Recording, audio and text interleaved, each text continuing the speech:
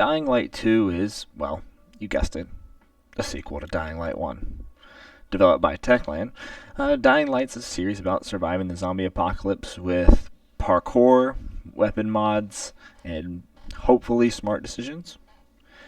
With their first game, Dying Light 1 in 2015, I think most people were pleasantly surprised with the game and its unique take on zombie gameplay. To me, it felt like Brink, if anyone remembers that. And I truly enjoyed that. After replaying it just a few months ago, I realized, that Techland had put in a lot of time and effort over the years to make Dying Light the game that it is. And that's something that I hope to see them do again with Dying Light 2. Warning, not going to spoil the game for anyone, but I will make comments about the pros and cons that I had with my experience.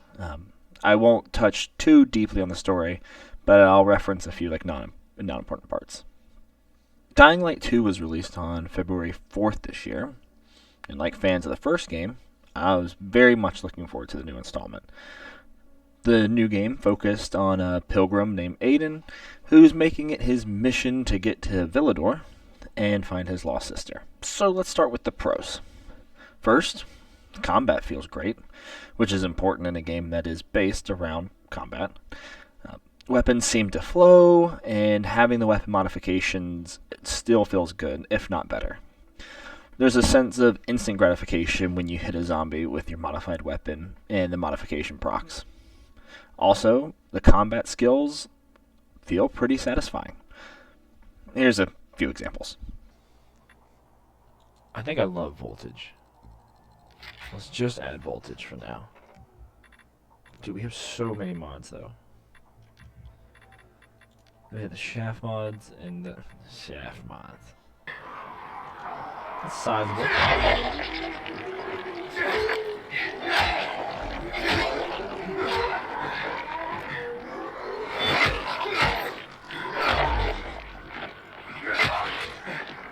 Oh, power mode?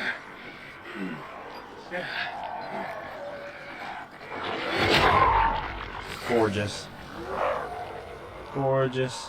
Second, the world is fantastic. One of the main reasons I bought this game was for the new location. Dying Light 1 had roof running, but to me, it never really felt like you were too far off the ground. Dying Light 2 changes that. And also with the stamina changes, it felt like there was some actual concern in your parkour, which only adds to this horror survival theme. Third, co-op is still fun.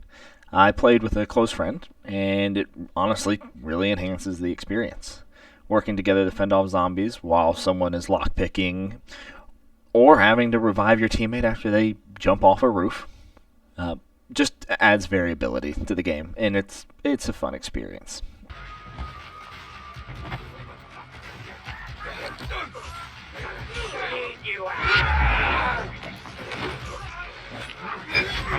I'm shouting. But that's about it when it comes to the pros for me. I wish I could care more about the story, or wish I liked playing at night, except for that I truly don't. Maybe I'm just nostalgic about Dying Light 1, but Dying Light 2 missed the mark on these. For the story, it felt lackluster and stale. Moments where it could have met its mark, or really shown its progression from the first installment of the series, it felt disjointed due to jarring cutscenes. I'm looking at you, chase scene, and almost terrible dialogue and setup. I love Rosario Dawson, but not even she could help this.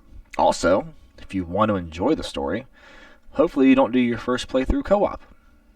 The host is the only one who progresses, which makes it feel pretty crappy when you go back to your save and you have to play through the opening area again. Oh, and that opening area takes about 5 or 8 hours depending on how many cutscenes you want to skip. But my biggest complaint is nighttime. Dying Light 1 had it almost perfected. Dying Light 2 does not. Nighttime doesn't feel scary at all. And I will admit that I didn't even like playing Dying Light 1 at night because the game was actually scary. I mean, it felt like those nightmares and terrors were exactly how they designed to be and instilled that sense of fear when playing at nighttime. In Dying Light 2, I just go about my business. It doesn't change the gameplay experience at all, in my opinion. Overall, the game is more than fine, and maybe I am just being harsh on it. If you take Dying Light 1 out of the equation, this game's a solid 7. There's so much to offer, but getting to those points feels like a drag. You have the paraglider, the weapon mods, and the side quests that are redeeming for the game.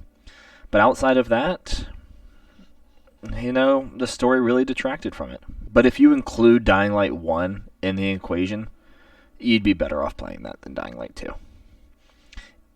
With Dying Light 1 in the equation, this game's a solid 6. And as I mentioned earlier at the beginning of this video, Techland really did do justice to Dying Light 1. They had continued releases, they had project roadmaps. I mean, they let you know what was coming and what to expect in the future of the game. And I think they will do the same with Dying Light 2. They've already released roadmaps. They've already let you know what to expect. So for right now, the game remains subpar. But down the road, I feel like it will be exactly like Dying Light 1, and it will be a redeeming purchase.